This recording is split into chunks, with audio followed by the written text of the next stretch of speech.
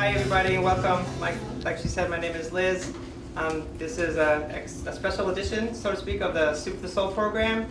We're going to do a Manhattan clam chowder in honor of today's Ash Wednesday and the beginning of Lent, okay? So, clam chowder. Clam chowder was invented in the 18th century in the New England area. Manhattan clam chowder is a soup traditionally made from clams, pork, herbs, tomatoes, and other vegetables. Despite its name, it actually originated in Rhode Island, not in Manhattan. The use of tomatoes instead of milk was initially the work of Portuguese immigrants in Rhode Island, as tomato-based stews were already a traditional part of Portuguese cuisine. New Englanders called this modified version Manhattan-style clam chowder as a pejorative because, in their snide view, calling someone a New Yorker was an insult. Some historians say that Manhattan clam chowder was originally called Coney Island clam chowder and/or the Fulton Market clam chowder. Both of these names were used in the 1890s. By the 1930s, this tomato version had come to be called Manhattan clam chowder, and it's widely available and seen everywhere, actually. A lot of restaurants and stuff like that. They offer both. Okay, we're going to get cooking. Everybody ready? Any questions so far? We're ready. Okay. So we're going to start with our stock. Okay, so usually I usually take my vegetables. I'm going to cut off all the ends and stuff like that. Put them into our stock pot. Get my celery. Put the ends, all that stuff. Put that little good juice inside of our stock. Got my onion. For the stock part, everything is well rinsed. Clear any debris. And for the stock, I usually just throw everything right in. Skins and everything. That all adds a little layer of flavor. Okay, we'll save the rest. All these pieces cut, we'll save for the rest. Okay, we're going to take our clam stock juice. Put that in there. We're going to add in our thyme, some parsley, some smashed garlic. Smash it up nice. And we're going to strain this off, so it really doesn't matter that we're making it small or anything like that. I'm going to take a lemon, half a lemon. I'm going to squeeze in the juice. I want to toss the whole thing right in, so all the oils from the rind will go right in there and get some more flavor. All right, so I got that. Got our parsley, thyme, garlic, and our bay leaf. Okay, we'll get that on the stove. About how long would you cook that? I'm going to cook this for about 30 minutes until all the vegetables render off their flavor, okay? A little longer if you have depending on how small you cut up the pieces into. Get right in there, get this cooking. Okay.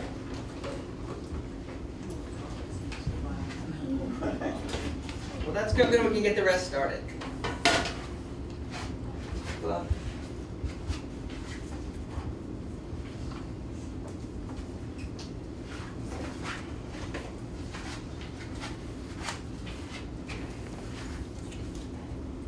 I'm going to chop up all of our veg, nice and small, because it's going to be actually part of the soup now. So we're going to make sure it's nice and evenly cut, so that it all cooks evenly. Okay.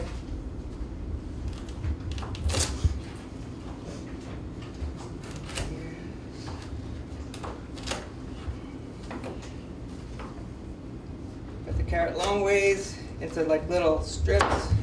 Then we'll just cut them into small pieces like this.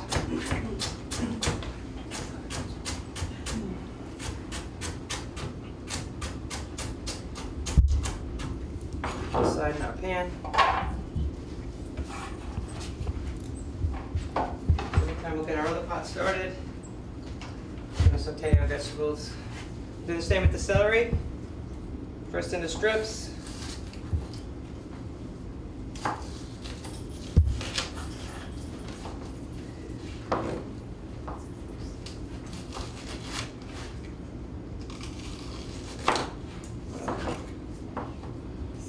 Line them all up. Just go right down the line.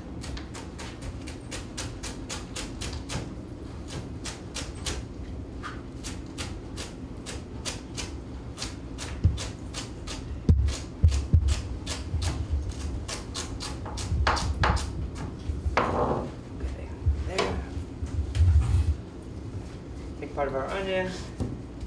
Cut the ends. We're gonna skin it. Is that called a Spanish onion? This is a Spanish onion, yes. They also call them yellow onions or no? Yes. There's a lot of different varieties out there. There's white onions, yellow onions, red onions, which are purple. You slice this nice.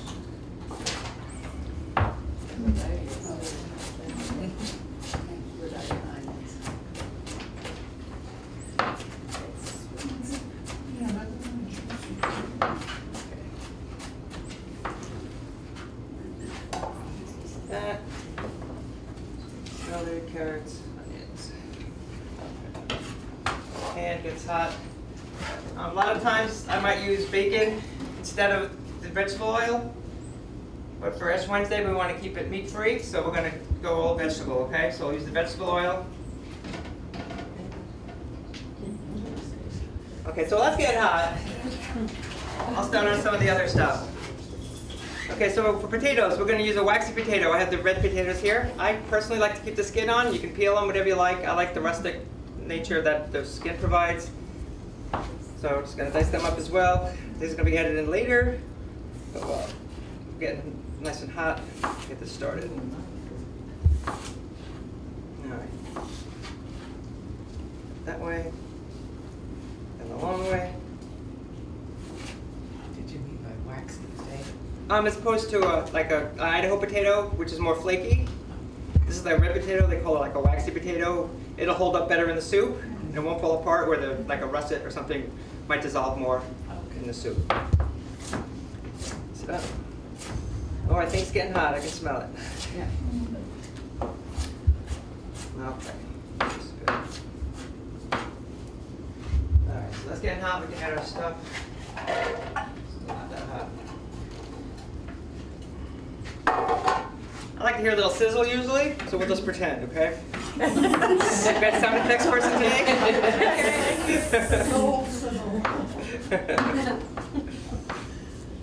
All right. Sorry, guys. Okay, my spoon. Just throw it in. So we're going to switch these down so the onions become translucent. And all the veg in here will start to give up their flavors. Okay.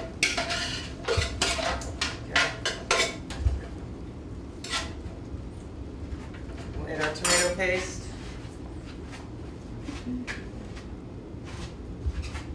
Right in front of me.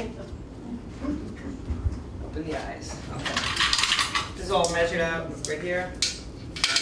And I would wait. It's a big pot. We're going to incorporate this in. We're going to also cook the paste down a little bit too, cook out some of the raw flavor of the tomato. But also richen the sauce up as well. Okay, let me get this.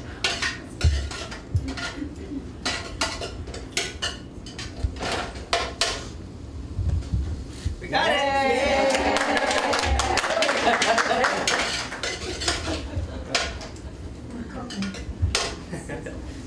All right, now you can actually start to smell it a little bit. Okay, so the tomato paste is going to cook down. Add a red pepper. Just a pinch. If you like it hotter, of course, you can always add a little bit more.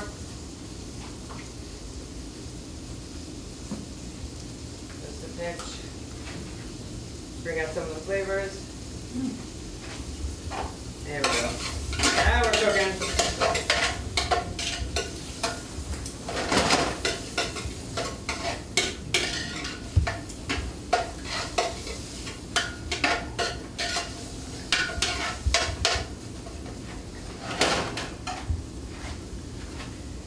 Alright, okay, so now we're going to add our strained clam stocks. This is what we have cooked over here. Everything's cooked out nicely. The veg are nice and soft. All the flavors have been rendered out into this broth. Add it right in.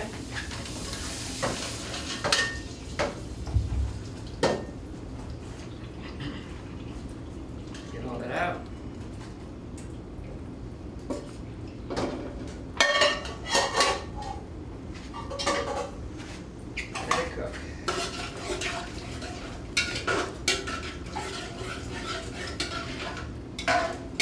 So now this we're going to let cook probably for another half hour or so. We wanted the vegetables to cook more thoroughly through. We'll let in our potatoes as well. Now add a little bit of starchiness to the broth. Put that right in.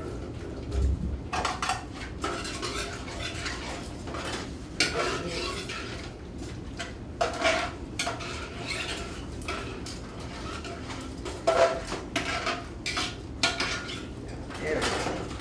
That's going to cook down.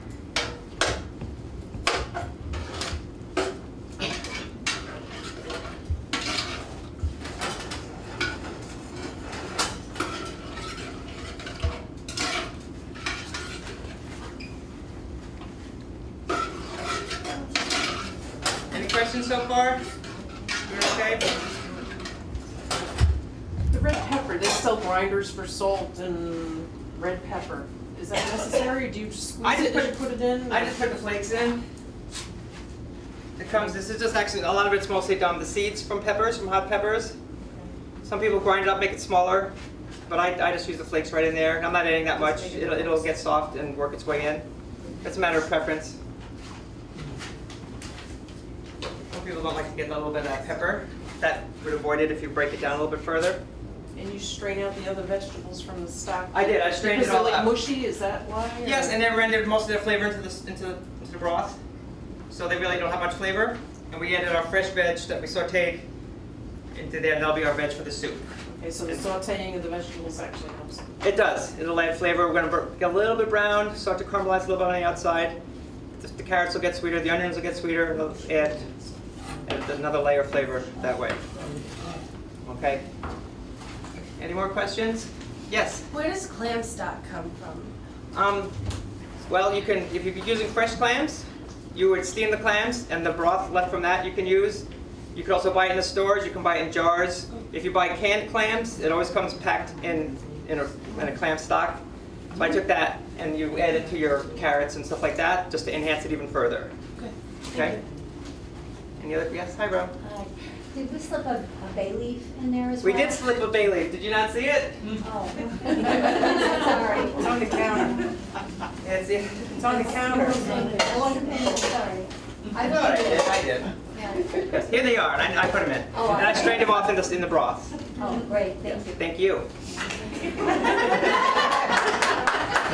Yeah, man. Okay, we're gonna bring that up to a boil and add the potatoes like we did, okay? Now it's gonna simmer. Want the potatoes to become tender, it's gonna take about 15 minutes, say 10. Depends on how small you put the potatoes. And once they start to do, we start adding the rest, okay? So we're gonna add, let me show you, sorry guys, I'm walking around in circles.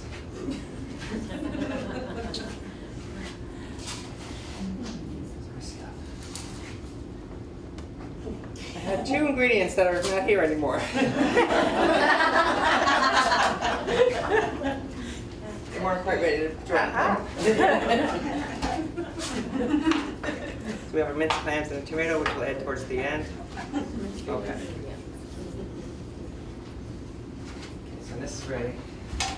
Now the potatoes, coming through, getting nice and soft.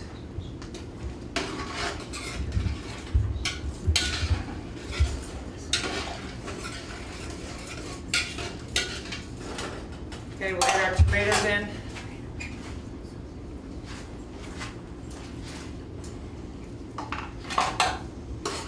And we'll add the clams in at the very last since they're already cooked. We don't want them to overcook.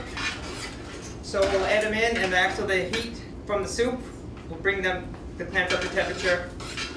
It'll be perfect. This way they'll stay nice and tender and they won't get chewy.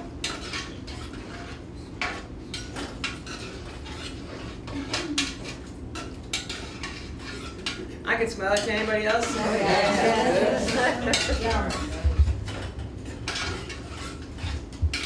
Okay. Stop mixing. Okay, so all we got left's the clams. In this party.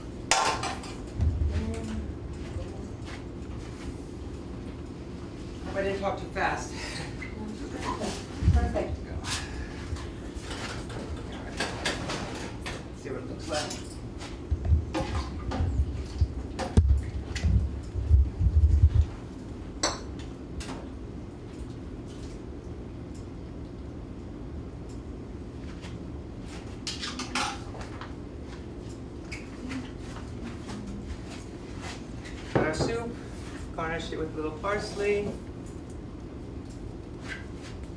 And some crostini, little points. There we go. Very nice.